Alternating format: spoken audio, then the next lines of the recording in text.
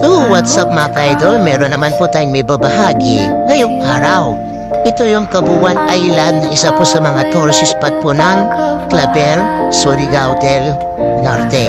Saan po bang sarayan? Siyempre, dito sa Port of Panataw. Bale, ang pamasahe po mga ka-idol is 1,000 pesos magmula dito papunta po sa Cabuan Island. Kaso nga lang, kailangan pa po ng booking. Kaya ang ginawa ko na lang po mga ka-idol para makatipid, nagbiyahe na lang ako papunta sa Lapinigan Island para dun ko na lang kukuhanin ng drone shot.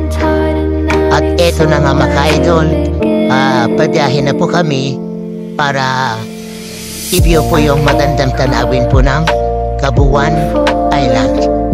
Eto na nga po mga ka-idol, nakarating na po ako sa Lapinigan Island. Bala dito ko po kukuhanin ng aerial shot